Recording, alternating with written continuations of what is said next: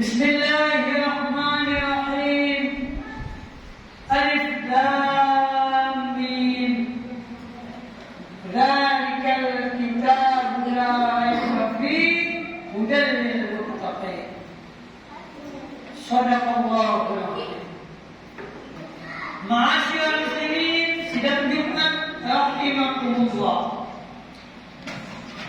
Ketika kita membuka Al-Quran, kita akan temui di situ satu surat yang bernama surat Al-Baqarah. Kalau kita lihat angkanya untuk surat itu surat 2. Maka di dalam khutbah yang singkat ini saya bacakan ayat yang singkat saja, namun mudah-mudahan walaupun singkat ayatnya kita bisa memahaminya, kita bisa melaksanakan perintah Allah di dalamnya, sehingga kita menjadi manusia yang muttaqin, yang akan mendapatkan keridhaan Allah Subhanahu wa taala. Amin. Ya Rabbal alamin. Di dalam surat 2 surat Al-Baqarah ayat 1 dan 2 Allah berfirman, A'udzu billahi minasyaitonir rajim. Bismillahirrahmanirrahim. Alif Lam Mim. Dzalikal kitabu la raiba fihi hudan lil muttaqin. Yang artinya Alif Lam Mim. Hanya Allah sajalah yang mengetahui maksudnya.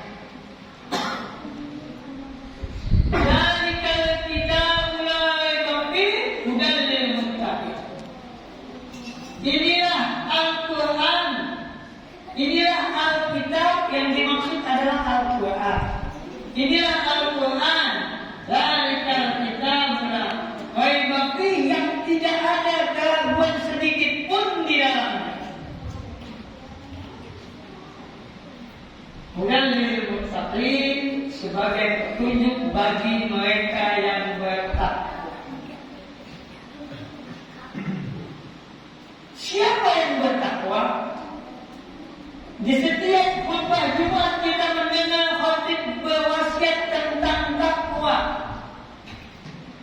Dikatakan takwa itu adalah imtithalul awamir wa ijtinabun nawahi, melaksanakan segala yang diperintahkan oleh Allah dan menjauhi segala yang dilarang.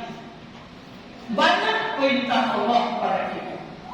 Pada intinya Allah memerintahkan kita untuk selalu berbuat hati-hati, untuk selalu waspada, untuk selalu ingat bahwa Allah menciptakan kita bukan untuk hal yang sia-sia. Allah menciptakan manusia sebagai khalifah, sebagai pemimpin di muka bumi ini yang akan mengelola bumi ini untuk kemaslahatan hidup manusia sendiri.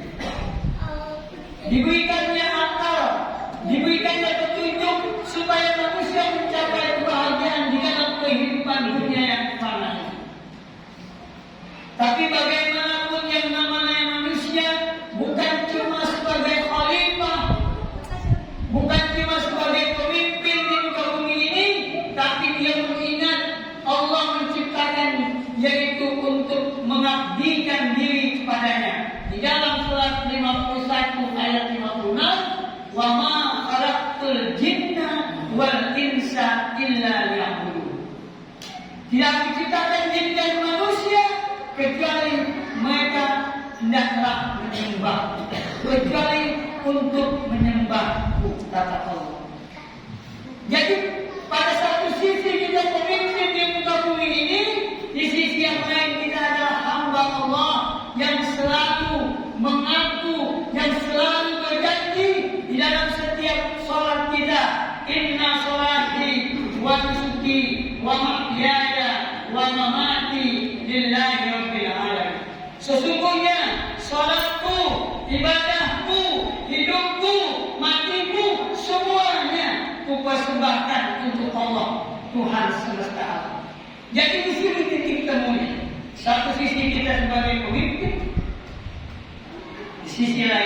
sebagai yang dipimpin.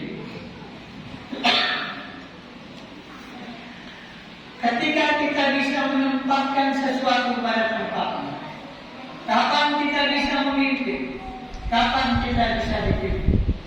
Manusia dipimpin oleh pencipta manusia itu sendiri ketika manusia sadar bahwa dia diberikan amanah. Oleh sebab itu, dalam momen yang singkat ini, dalam kondisi kita tadi kemarin melaksanakan pilpres atau cawapres dan semuanya itu semua urusan dunia yang akan menyebabkan kita hidup sentosa, hidup bahagia demi kemaslahatan kita, demi kemaslahatan kita sendiri. Adapun ketika kita beda pilihan, monggo. Wahadainahu najdain, kami berikan kepada manusia itu dua jalan. Tapi janganlah manusia karena beda pilihan kemudian dia berpecah. Kenapa? Karena Islam Al-Quran mengajarkan wa'tasimu bihablillahi jami'an wala tafarraqu. Hendaklah kalian bersatu, hendaklah kalian bersatu padu, wa'tasimu bihablillah, dengan tali Allah, dengan Al-Quran, dengan kitab tadi, dari kitab al-Babil, budaya kita. Ketika manusia sadar bahwa dunia ini hanyalah sementara, ketika manusia sadar bahwa dia akan dikembalikan kepada Sang Pencipta, dan ketika manusia sadar bahwa semuanya akan dimintai pertanggungjawaban di sisi Allah, dia akan bisa meletakkan sesuatu pada tempatnya. Kapan waktunya dia jadi khalifah sebagai pemimpin, dan kapan waktunya dia sebagai hamba Allah yang dipimpin, yang akan dimintai semua urusannya, dimintai pertanggungjawaban di hadapan Allah Subhanahu wa ta'ala. Maka nyaman-nyaman saja harusnya kita hidup ini. Yang terpilih jadi pemimpin jangan kepadatan. Kekuasaan nanti ada di tangan Anda. Hendaklah Anda amanah, karena semuanya akan dimintai pertanggungjawaban di sisi Allah nanti, yang mana al-yawma nakhtimu ala afwahihim wa tukallimuna aydihim wa tashhadu arjuluhum bima kanu yaksibun. Pada hari itu kami tutup mulut mereka, kami jadikan tangan mereka berbicara, dan kami jadikan kaki mereka sebagai saksi atas apa yang mereka lakukan. Amanah. Yang dipimpin pun begitu, yang kalah pun begitu. Jangan sampai kita marah karena beda pilihan.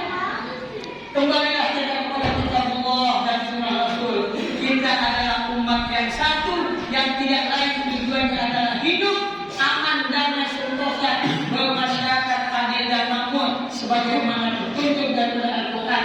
Zalikal kitabul la raiba fihi hudan lil muttaqin. Inilah Al-Quran yang tidak ada keraguan sedikit pun di dalamnya, sebagai petunjuk bagi manusia-manusia yang bertakwa. Manusia yang bertakwa adalah manusia yang tahu diri. Manusia yang bertakwa adalah manusia yang tahu aturan. Manusia yang bertakwa, manusia yang tahu bahwa hidup di muka bumi ini hanyalah fasilitas untuk mencapai kehidupan di akhirat yang abadi.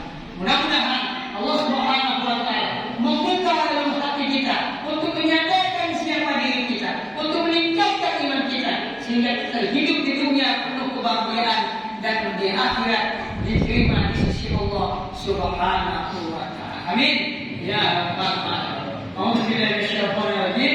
Bismillahirrahmanirrahim. Wa 'asri innal insana lafi khusr illa alladziina aamanu wa 'amilus shalihati wa tawassaw bil haqqi wa tawassaw bis sabr. Barakallahu li wa lakum fil Qur'anil azim wa nafa'ani wa iyyakum